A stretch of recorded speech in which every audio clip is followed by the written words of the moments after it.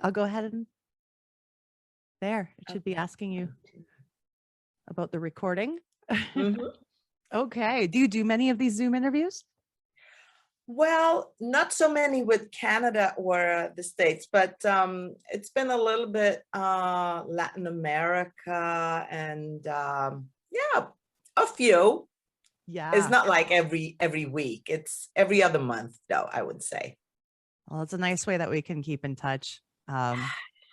And I'll be using it in the future for podcasting because now I can have a chance to talk to somebody like yourself who's in Stockholm, right?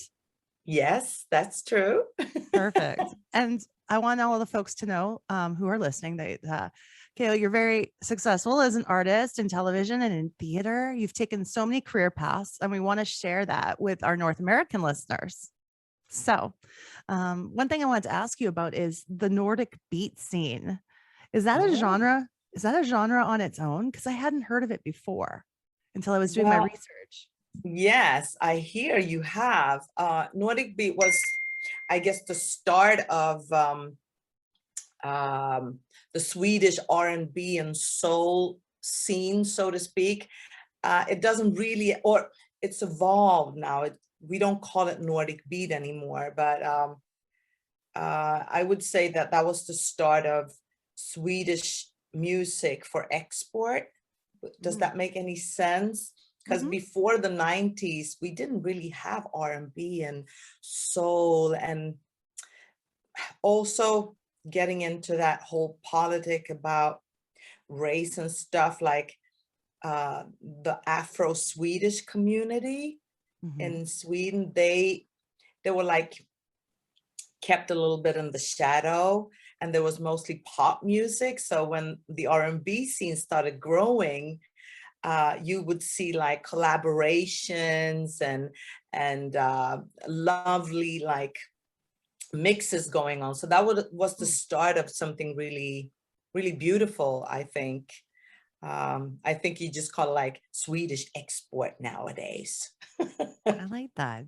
I like that. Yeah, because I guess if everything seemed in North America anyways, it seemed like ABBA was all it was really talked about, right?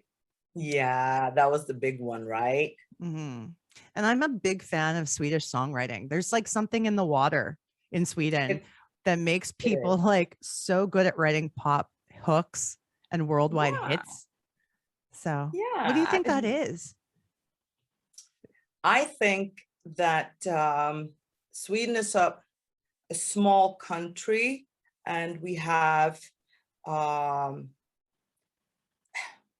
we have a very large community of middle class, which means that a lot of families could afford to buy a synthesizer at a very young age. You would send your kids to communal piano lessons and stuff like that. And it wouldn't cost anything, like, and you would get a cell phone at the age of 10. All of these things that Sweden as a country, it's been a welfare country in many ways. So to create music at an early age with the right equipment was available for us. So I think that's a part of it, that you would be able to go and have your piano lessons at the age of 6 and started to create stuff and still be able to go to school for free and all of these things. I think that, Yeah, you know, that I would say totally that, makes sense. yeah. Yeah, because a lot of countries people don't they like the schooling doesn't have a lot of money and the music programs get the brunt of that. So Yes. the creativity it kind of gets halted. So what you're saying totally makes sense. Yeah. So we're blessed in so many ways. And maybe also, I mean, I think every country has that specific sound for folk music, and Sweden maybe had, the Swedish young musicians had a chance to mix that in a beautiful way that appealed to other parts of the world. Like we're appealed to Latin American music, but we've had a very big love to the American and the North American music, of course, because with, you know, the film and the TV and all of these things that that we had access to. I would say. Yeah. The influence was there, but I'm really excited to hear about the music that you're making and what you've been doing over the years too. So, how did you originally become a part of Le Click in the beginning? Oh, that's a really funny story. The first version of the click was a guy called Robert, and God, it's so early in the morning. The lady that sings in La Bouche, they were the part of Le Click to begin with. She was then headhunted to La Bouche. So, but the song Tonight is the Night had already been recorded and launched. So all of a sudden, a couple of radio stations in the States, I think it was like Florida or something, they started playing this song, and then all of a sudden they didn't have a singer. So all of a sudden, two record guys from Germany, Logic Records, they had connection with the Swedish Nordic Beat Scene, Swemix and Dennis Pop and all of these guys. So they called them and said, do you have a singer that could like jump on this project really fast? So I get a phone call from my A&R, and he says, I have two guys who wants to meet you. And so I said, okay, I'll go. And we had a coffee, and they asked me 3 questions. This is the funniest. Are you married? No, I'm not. Do you have children? No. Are you single?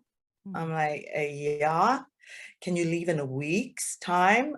I'm like, okay. So I was like, yeah, why not? So in a week's time, I went to Germany, recorded new vocals for Tonight is the Night.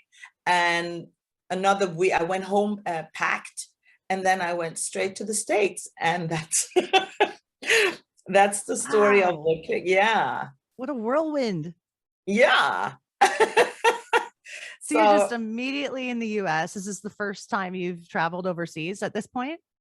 I've been there. I had been to New York a few times as a tourist. I had a few friends there, of course, but never worked or in any other fashion, you know, visiting the other side of the world for me. So that was super exciting.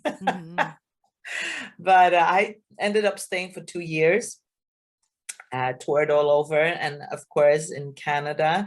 And it was amazing. Because since you contacted me, I thought a lot about my gigs and the shows that I did in Canada, and that those shows will stay for me. They will stay with me forever, because the audience in Canada was by far the most amazing shows and audience.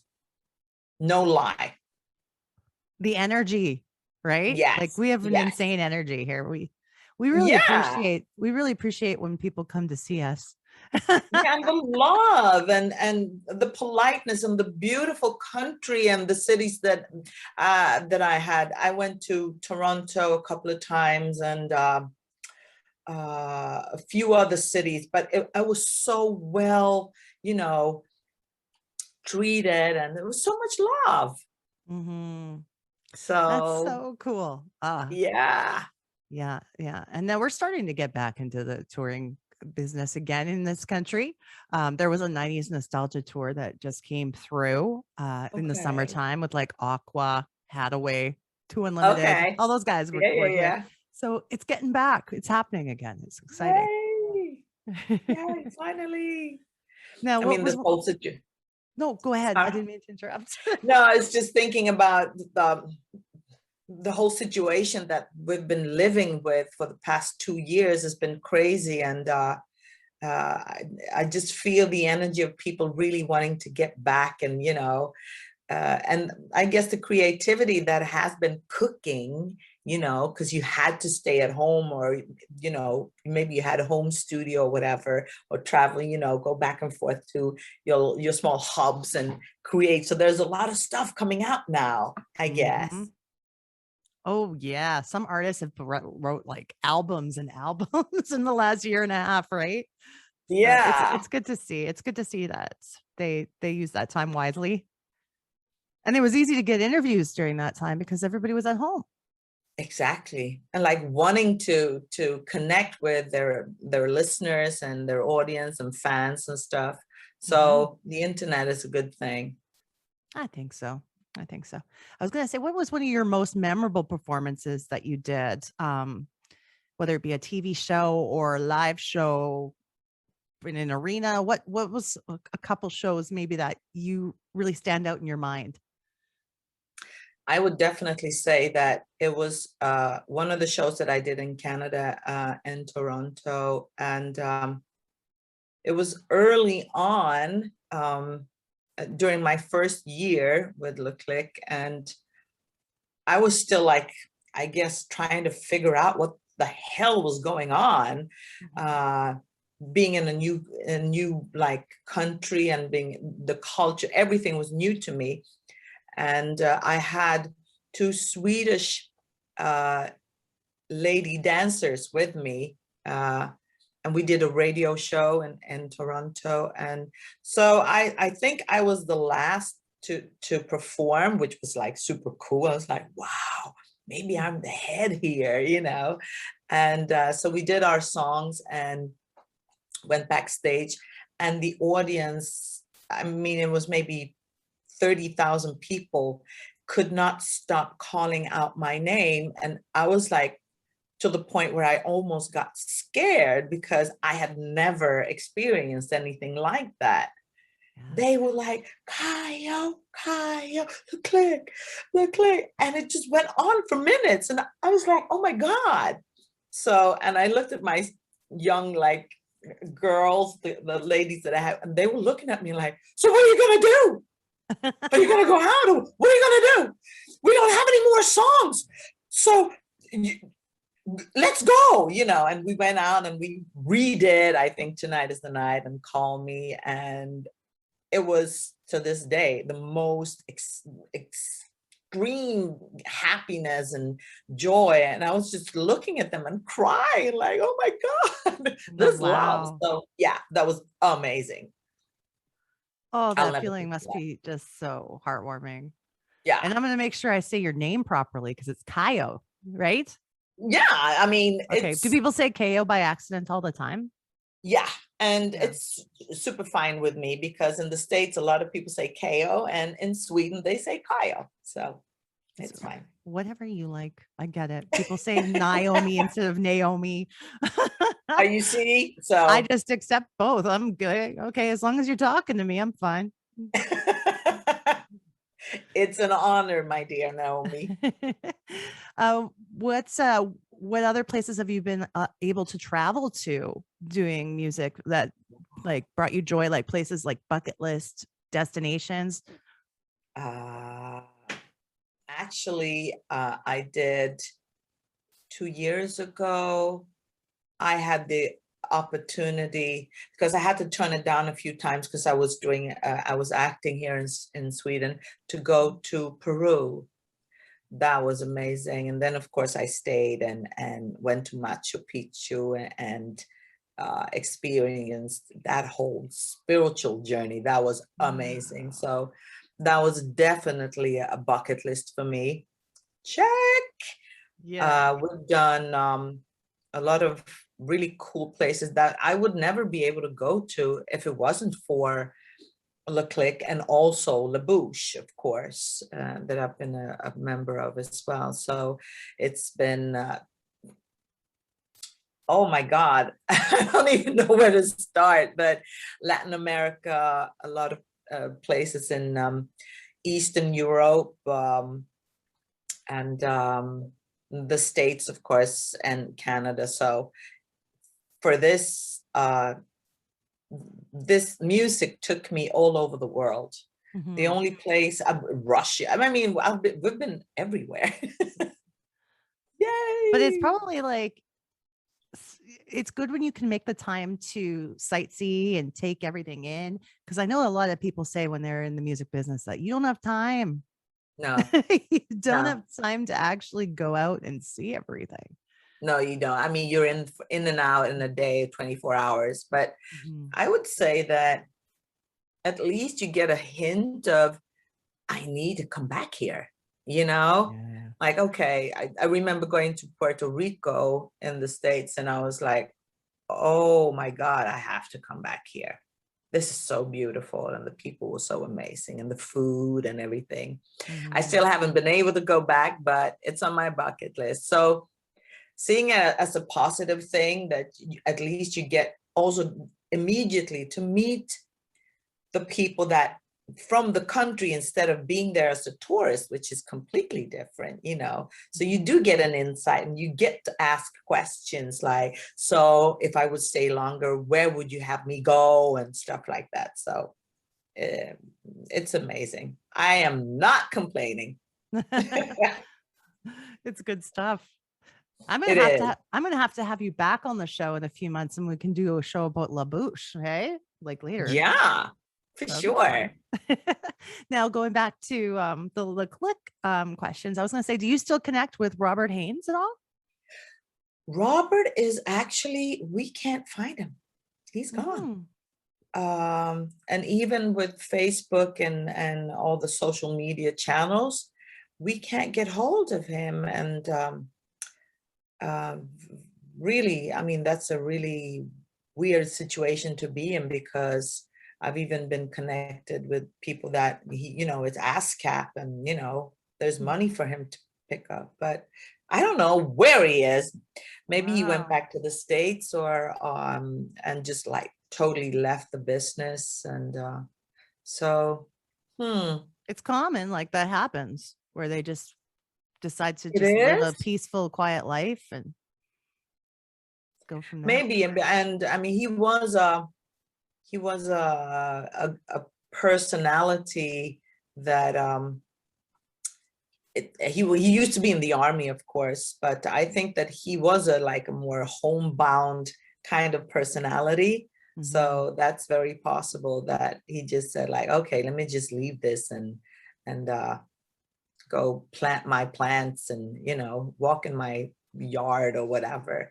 So who knows? Could be. Have you heard of the Canadian DJ Chris Shepherd from back in the 90s and early 2000s? Yes. He's the same thing. Nobody knows where he is. Wow. The same thing. So I had people on the show, and I was asking them, do you know where he is? Like, we did a whole episode. We talked to the girl who used to be singing with him in BKS and Love Inc., Simone Denny. He doesn't know where he is when she was on the show. So, but yeah, that could be it. They just, you know, settled down. Yeah, they're done. Yeah. Go do something else. And as long as they're healthy and happy, that's the most important thing, of course. Amen. You know, yeah, amen to that. Wow. In 1998, now I understand that you did a single with the group LFO called If I Can't Have You. Yes, I did. That's right. Was that in 98? That is what my research says. But actually, Brad from LFO is going to be on the show in a few weeks. So how did you guys get hooked up to make this song?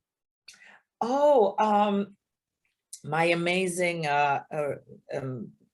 record label boss called Kelly Schweinsberg. May she rest in peace. She passed in 2004 or 5. She was she became my best friend, but she was also like, she loved the business, and she got hold of LFO, and she said, why don't we do a collab? So that was totally her doing. They wanted to become a little more like European dance music, but I guess without stepping on any toes, I hope that they were more like to the hip hop and R&B scene. So I think that Kelly said, let's do a collab and get the dance music and the hip hop scene and see how that works. And it was an amazing experience, of course. Cool guys. I haven't seen them since, but very cool guys. And I love the song. Yeah. Since I'm a 70s girl as well, you know, Saturday Night Fever. Hey, you know. gonna say 2002, we're talking about Eurovision, which is something that is somewhat of an enigma to North America because we don't know much about it. It's like European football. Yeah. To us, it's like we have no idea, except there was a Netflix movie that Will Ferrell made, and Yes. everyone thinks that's what Eurovision is now. So Okay. tell me about your experience with Eurovision. Eurovision is something that is in our DNA. It's been around since, I guess, the 50s in Sweden and big parts of Europe. A beautiful thing, I guess, to begin with, just to connect countries through music. So every year, everybody would sit down and watch the Eurovision or the Swedish contest. What song are we sending to the Eurovision Song Contest? So it's in our DNA. I kind of thought it was kind of cheesy, you know, growing up, like, okay, the music was Schlager, very Swedish pop in a cheesy way. So I stopped watching it, you know, growing up from the teens and getting back into other things. But at 2002, the Eurovision also in Sweden said, like, okay, we need to do something new because we're losing viewers and all of that. So they remade the whole concept, and they connected with me and two of my colleagues and offered us a song. And we said, okay, if we're going to do it, we want to do it our way. So we want to produce the song, and we want to be, you know, involved in the whole process. So we redid the song to a more like 80s disco kind of song, and, you know, with the glitter and everything. And that had never been heard of in the Eurovision. It was very like folkish and maybe jeans and a t-shirt, you know, kind of thing. So the people, when we went on TV with that, they were like, what the heck is going on? And we won. So they sent us to the Eurovision, and that was, it had a huge impact, Naomi, because it was the first time that 3 Swedish ladies was in the contest ever. Because we're not that many over here, you know, we're more now, but when we grew up, we were like 20.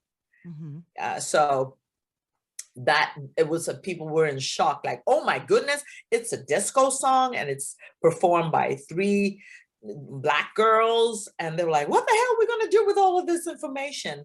So but it was very well received, and they sent us to Estonia, and we came 7th or 8th, which is great.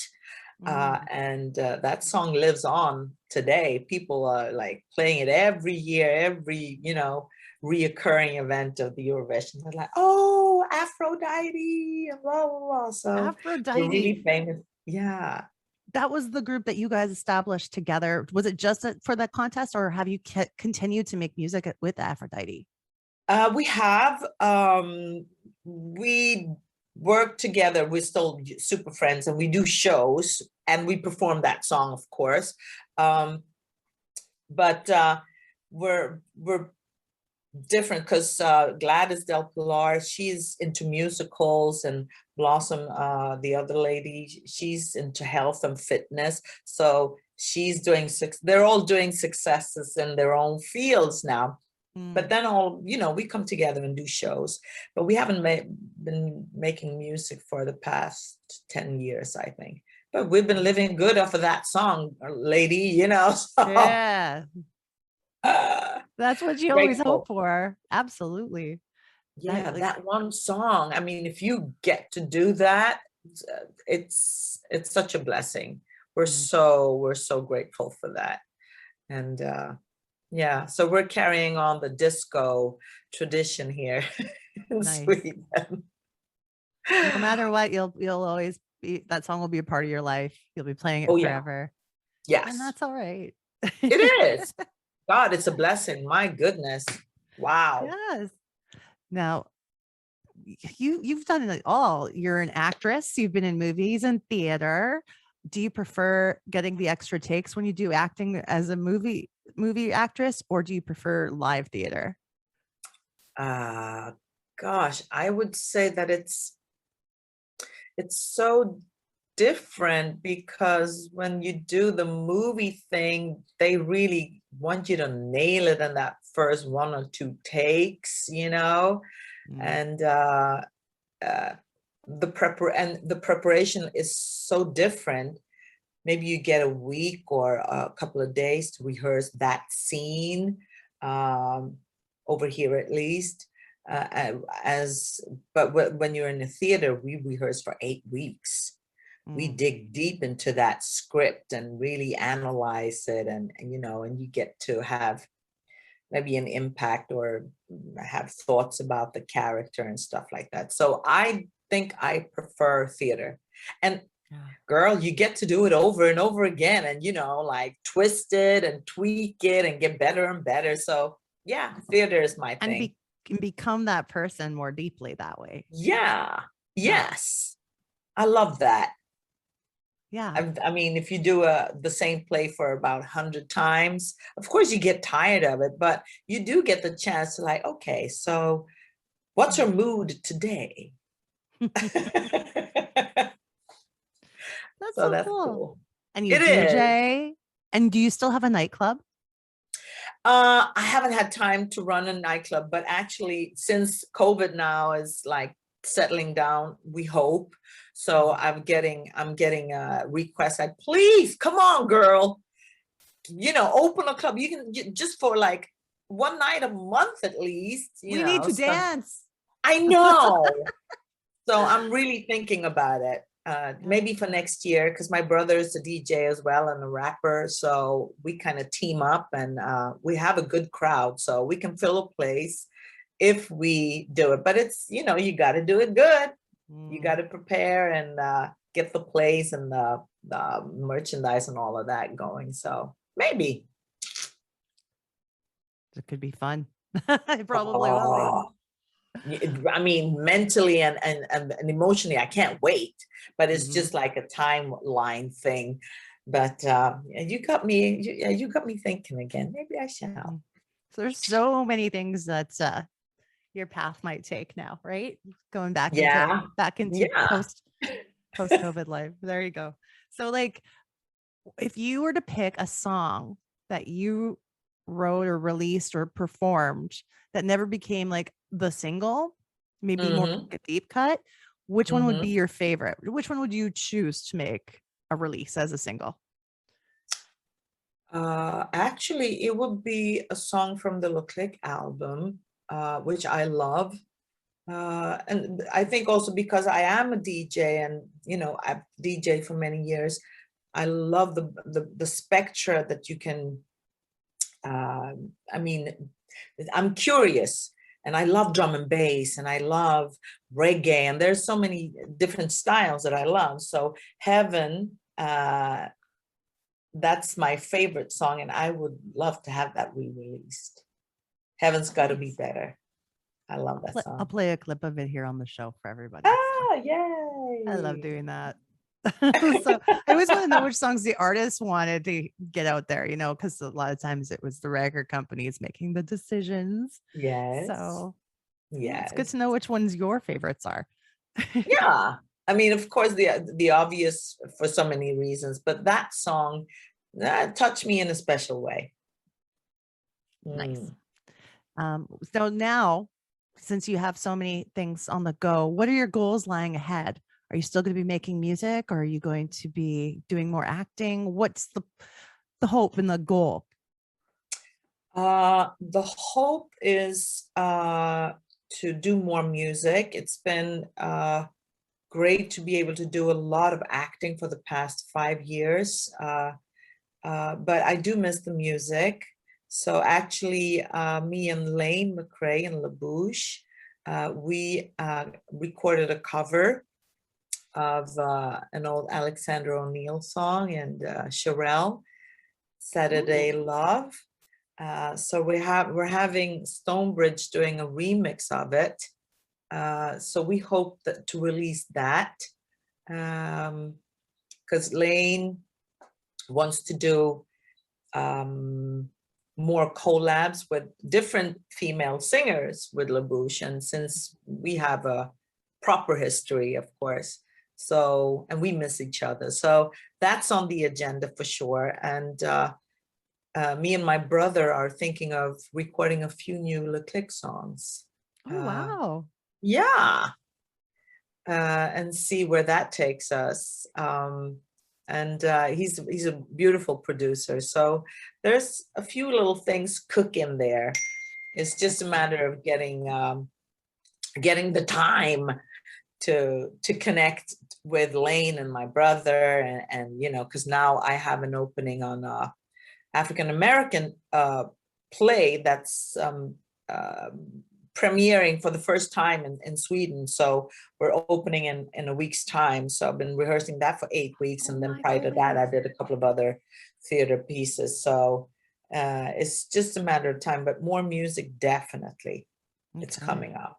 What's the and play doing called? Shows, you know, traveling a little bit, and you know, I would love to come back to Canada and Yes. you know, perform and meet fans, get a little touch of that love.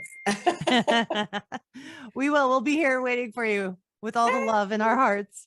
But I was going to say, what's the name of the play so people out there can go and see the play that we're doing is called Mountaintop. And it's written by a lady called Katori Hall, and it's about Martin Luther King's last night before he got assassinated. Okay. So he meets an angel of death who prepares him to go to heaven. So it's really interesting, and I'm playing the angel, obviously. Wow. But it's been really cool too, and we're doing it at the big Royal Theater here in Stockholm. So that's a big thing for me. Well, all the best to you and your new performance, and I hope it goes smashingly well. Before we wrap things up, talking about Le Click and everything else that you've worked on, this is a 90s show. We want to know what kind of toy or food or clothing item makes you nostalgic for the 90s. Oh, wow. Take your time. I can always edit. It's a loaded question. I mean, I have a love-hate relationship with the buffaloes, the shoes. Buffalo shoes. I'm going to Google those. I'm Googling them right now because I want to see what you're talking about. Yeah. Because I'm wondering, do we have them here? Yes, you did back in the day. Okay, once I see it, I'm probably going to be like, okay, let's see. Oh, yeah. Thick sole. Remember? So it's like a sneaker with a thick sole. Yeah. They must be comfy. They were. I don't wear them anymore, but I did a lot of shows in those shoes. I had them in light blue and light pink and all kinds of colors. But it was kind of like walking around with bricks under your feet, but it was kind of cool too. So I have a love-hate relation to those, but something that I do miss. Are they hard to dance in then if they're so heavy? No, they weren't that heavy, actually. I don't know what they were made of, some kind of foam or something. So they weren't that heavy, but they were clumsy in a sense. Man, I want some now because I never had these. I'm into it. Yeah, I mean, the young kids started using them again. So I guess there's like a, thing going on. Oh God, there's a chat here going on. But what else do I miss?